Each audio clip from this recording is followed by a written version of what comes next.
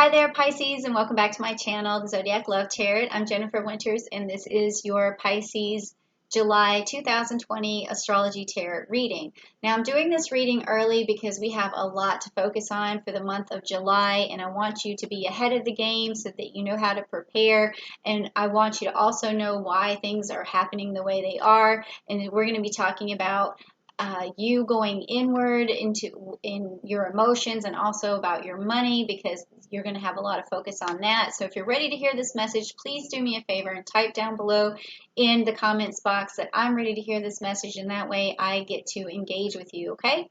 So now first let's talk about July. So in the month of July, on July 1st, we're going to have Saturn, which is going to turn retrograde in Capricorn. And when that happens, it means globally, everyone's going to be thinking about money, thinking about their finances, how to make money, how to save money, how to manifest more money, how to make better business decisions. So that's why we're going to be doing a spread called the Mercury Business Communication Spread.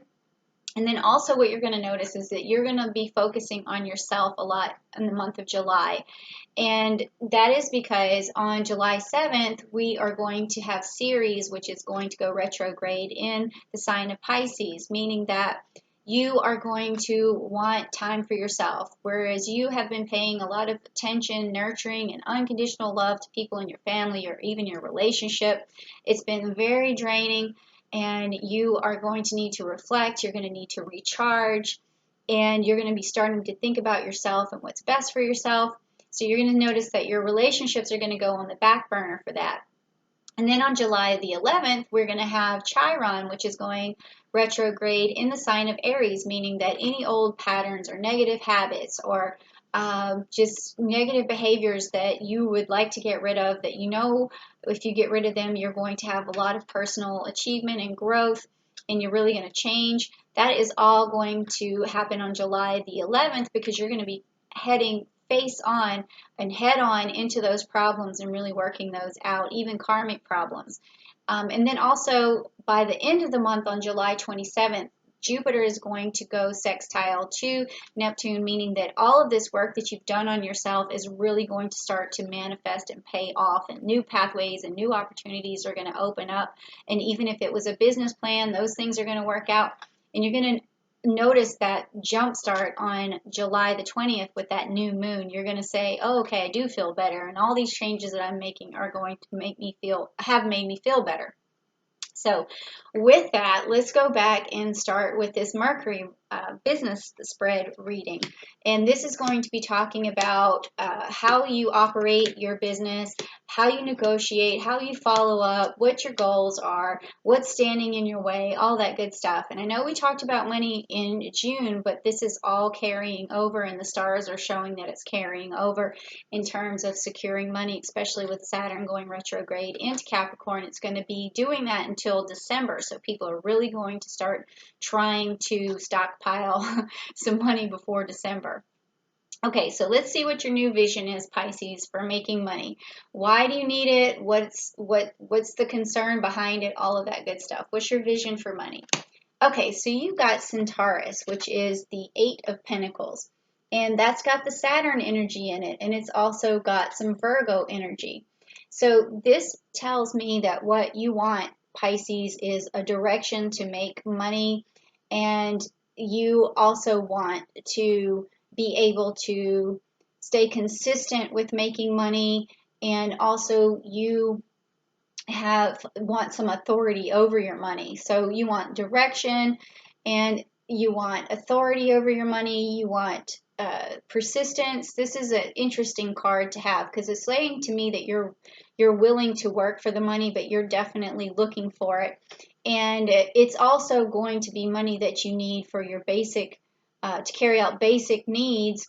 And because this is telling me that with the 8 of Pentacles, it's almost like you're saying, it would be nice to have a lot of money, but right now what I'd really want is just a nest egg, and I want to have some good savings behind me, and I want to be able to take care of my family, and I need some direction to do that. So that's what this card is telling me. All right, so now this next card is about how you open up and listen to people, because when you start trying to make money, or you're at work trying to make money, new business, whatever it is, you have to listen to other people to become successful. And most people forget that listening is a huge skill, huge business skill. And this is an interesting card because I've been pulling it for other signs, and some people only open up and listen to experts. Some people listen to those who've been through a struggle. Some people listen to those who are very passionate. Some people only listen to those who basically reinforce their own beliefs. It's just been a very interesting card position. So let's see what comes up for you, okay, Pisces? Oh, okay, so I've seen this one before in a different one. This is the Delphus card. This came up in the Capricorn card. So this is that you're open to listen to people who can carry out a job for you. They're basically telling you what they can do for you. So you're listening, your ears open, and you're like, oh, okay, well, I definitely wish that I had someone to take that off my plate. Or I definitely wish I could hire someone who knows how to do this thing so that, I don't have to, or this is going to make me reach my plans sooner. Because Delphus is like a messenger and a worker for Neptune. That's what his job was. And so yeah, this is that you listen, you perk up when you hear someone's willing to help you make your plans come, or your visions come true. Now that's a good card to have, but also at the same time you definitely still want to listen to movers and shakers, people who have great success, who've been through a lot, who've made some mistakes, because anytime you're trying to make a business grow, you need all of that information. So you still want to listen to maybe some info products, things like that on the internet that tell you how to further succeed, not just, listen to people who can offer you help, okay? So now the next card is what's the best possible way for you to present yourself? Now this has been funny too, because sometimes people just get their own sign, like Sagittarius got their own, Capricorn got their own sign. So let's see what happens for you. Okay, well, interesting. You got the Capricorn sign. All right, so when you present yourself as Capricorn in business, that is the best possible way, because they really have the whole business angle down to an exact science, okay? Capricorn exudes stability, exudes capability. And so that's what you want to do, is you want to show people how determined you are, how capable you are, how stable you are, how just how much authority you have in whatever business that you're working in, okay? Because that is going to make people trust you and believe you and give you their money. Okay. All right. So now the next card is, how do you maintain clarity? So when people are in business, sometimes it's hard to remain clear on things, and some people lose their way, and or they can't see the forest from the trees for some reason. So let's see what helps you keep your clarity. Okay, so you also have, again, another Earth card similar to the Capricorn card to keep clarity. And this is great because your clarity comes from knowing the end result and knowing that once you plant the seed, you have to make it grow. So as long as you stick with the plan and you just keep nurturing that plan, you're going to stay clear. And then here you have this Virgo and this Capricorn energy again. So this is basically telling you, Pisces, to just really channel those worker bee signs like Capricorn and Virgo. Watch how they do it, and that's going to keep you. That's going to help you present yourself in the best possible way and help you with your clarity. Now this card is, how do you adequately express your enthusiasm? So this is what other people are going to see, is this card right here. Okay, so spring. So you got the Princess of Pentacles. So this means that you got to make everything look easy. Easy breezy. All right, so that's how you express your enthusiasm. Oh, yeah, I can get that done. Oh, yeah, don't worry about it. I can take care of that. Oh, this is not as hard as you think. This is going to be easy for you. Don't worry, okay? So it's an easy breezy light attitude is how you could adequately express your enthusiasm. is by like, oh yeah, we can definitely get that done. Oh, don't worry about it. That kind of thing. All right, so what helps you negotiate? So what kind of negotiation skills do you have? Let's see. Oh, you got it good. So you have the best negotiating skills possible. You have all air signs together to get the job done. You have the diplomatic and fair and just ability of the Libra. You have the communication skills and the expedient skills of a Gemini. And then you also have the forward thinking and the vision of an Aquarius and a lot of clarity, communication. So Pisces, you have a way of negotiating that's superior to anything I've seen so far in terms of negotiation in this position, okay? That's cool. All right, so do you follow up in the best way? So once you've negotiated a deal and here comes the follow-up, here comes the paperwork, here comes keeping the the lines open and overcoming the obstacles and the objections and all that stuff. So let's see what's going on for you here. Okay, so you've got the Ariga card, and that is the Six of Pentacles. So this card, in terms of follow-up, it can sometimes mean that you rush too much when you're following up.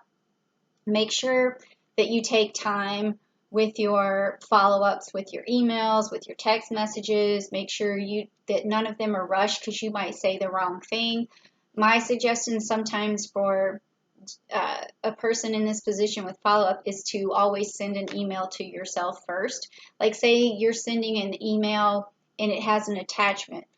Then first email it to yourself or text it to yourself and then look at the text. I know that seems like a lot of work, but at the same time, like it's weird how it'll have a separate effect on you where you're like, oh, do I want to receive that? Is that what I want to hear somebody say? Or did I send that right? Did I make any grammatical errors? Did I,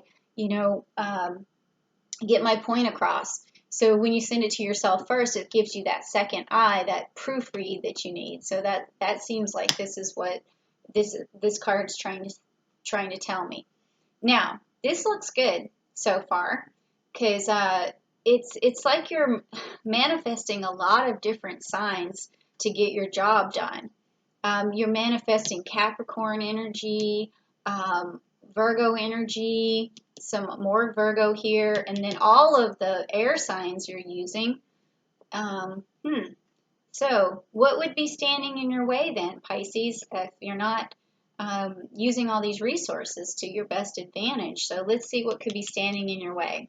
Okay, so you got the Lepus card. That to me, again, means that you're rushing into things. You're communicating well, but because you're moving so fast, your followers can't keep up. That's what with the Lepus card. So you just want to make sure you slow down, express your ideas to people, and just show them your vision and make them a part of things all along the way, and think about your next move. Look before you leap, sort of thing. Think about your next move. Think, if I say this to a person, what am I trying to achieve? If I don't say this to a person, what am I trying to avoid? Always make sure you're double checking yourself, because that could be because it seems to me like with with using all these other sign energies, it's almost like you're sort of going against the grain, and you want to, when you're going against the grain, you always want to be careful. It's almost like you're wearing different hats, and you want to make sure that you have the right hat on when you're telling somebody, something. So just look out for that, okay? It's a little bit convoluted, but it's like looking before you leap and then following up slowly and methodically, okay? Now, this is the last card, and it is going to be how can you communicate the best to grow your business? How can you communicate the best to grow your business? And then again, we have Okay, we have the Four of Cups, which is the Serpent card. And you're using this Scorpio energy and this Pluto energy again. So this is also a card of transformation. And okay, so what this is telling me is that you can look at things very analytically like a Scorpio. So again, you're using a lot of tools in your tool shed, and I can see why that might be for Pisces, because you guys have a lot of intuition, so you pick up on how other people operate, and then you kind of can take that on to yourself, and you can use it to your advantage. In this particular situation, though, when you're trying to communicate in the best way, yes, you want to have these analytical skills like a Scorpio. You want to be able to cut through and make good. You want to make you can cut through bad deals, and you want to make good deals just like a Scorpio would, but you also want to make sure that you don't sting anybody in the process, and Scorpios know how to do that. So you got to use your tools wisely, and here it's saying also to use some emotion here, because you've got the Four of Cups. So don't try and be too much like a Scorpio when you're doing business. You have to bring some finesse and some nurturing and some caring and all of that. Not that Scorpios don't do that, because they do, but it's when someone's trying to emulate a Scorpio, they might miss all those nuances that a Scorpio has. So it looks to me like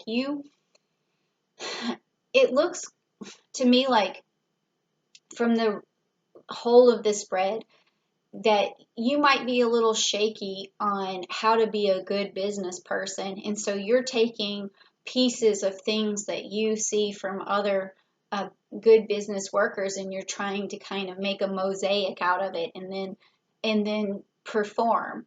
But I think that what you want to do, Pisces, is realize that you have a lot of really interesting qualities, when it comes to business, because you have intuition, you have the ability to kind of be psychically aware of where things are going for you. So I think that in the situation for work, you may want to reflect a lot before you say anything to people, and really try to bring your own Pisces energy into the equation, because I think you're going to make better business decisions when you trust yourself a little bit more. Okay. And that, I think, is the reason why you are pulling these cards where you're